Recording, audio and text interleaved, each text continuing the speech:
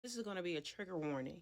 So if you are not prepared to hear what I have to say, please continue to scroll and have a beautiful and blessed day. A lot of people know my situation and what I'm dealing with right now. And I was having a conversation and I felt like it was only right that I explain and elaborate for other individuals that may have experienced or are experiencing currently what I'm dealing with. Hello, my name is Doja. I have two amazing and beautiful little girls. One is 15, just turned 15 in January, and the other one will be 14 in May. Those are the highlights of my life. After being told that I would never have children, after having miscarriage after miscarriage, after experiencing a stillborn, to hold my firstborn child in my hands was the greatest thing that had ever happened to my life.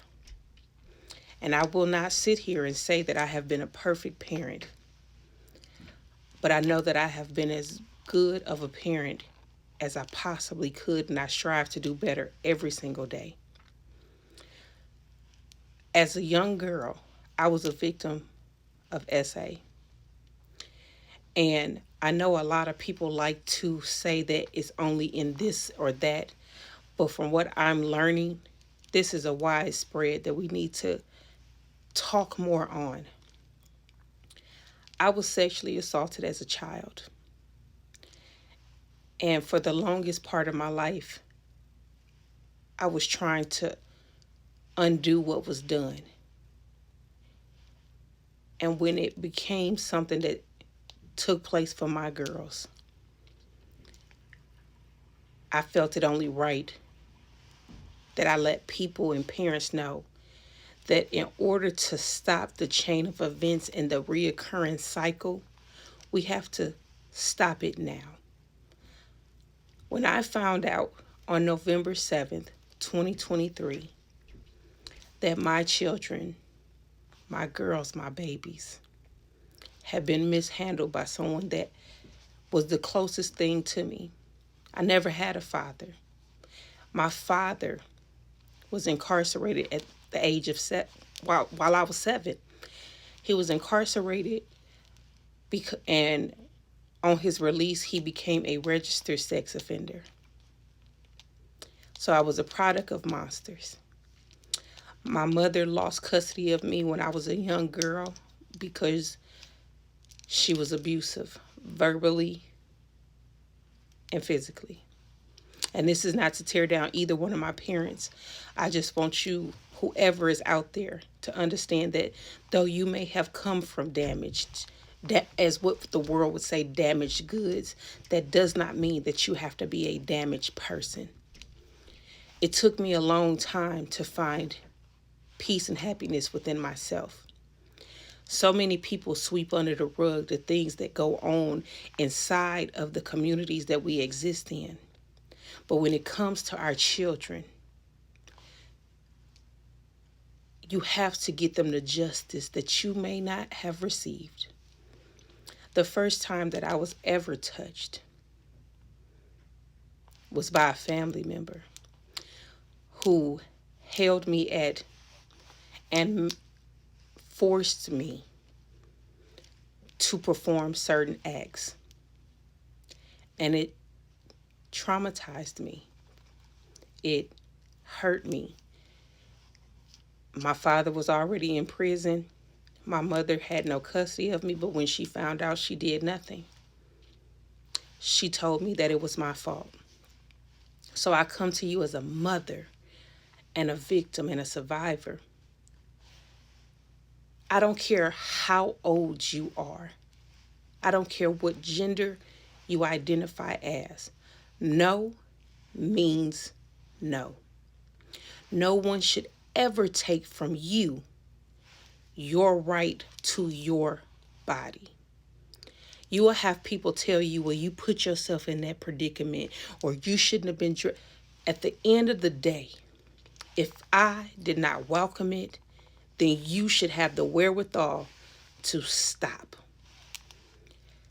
Too much has gone on in certain communities, especially the community that I exist in, where things are swept under the rugs. People are made to feel like if you tell, you gonna break up the family, or you gonna this, or you gonna that, and I don't care. When I found out about my babies, it broke me. It broke me, but I'm going to document my journey for anybody that needs that help. I immediately called the police. And since then, I have been seeking and trying to get the justice that my children also deserve. I cannot tell you that as a parent, I don't feel defeated. As a parent, I don't feel like I dropped the ball for my children. Because a lot of us will say, how didn't we see? But how can we see what we weren't looking for? So as I continue on, I'm going to continue to educate people on what to do to help your children not become you. I was broken for a long time, searching for love and security in all the wrong places. I know it sounds cliche, but it was factual for me. And I don't want my children to end up that way. So I've invested in time of trying to understand and talk and open the door and all these different things for them, engaging in things that they like. They have counselors, they have therapy sessions, because the main focus is to remain focused on healing them. Someone took away from them what they didn't give up willingly. So to anybody that has had that taken from you, do not allow somebody to tell you that it is your fault that someone made a conscious decision to take from you what you did not give willingly. No should mean no. You have people say, well, you teased me. At the end of the day, if a person, because people need to understand that males also experience this, but they are handled differently. I've heard males be told, oh man, you should be happy. At the end of the story, if he said no, it meant no. So in order for me to stop the generational curses of broken pieces of people that are growing into wonderful women, I have to start now. So to anybody that's out there, understand that I am always an ear to hear. I am always going to be an ear to hear. So I send you my love, my prayers, and y'all be blessed. I'm out.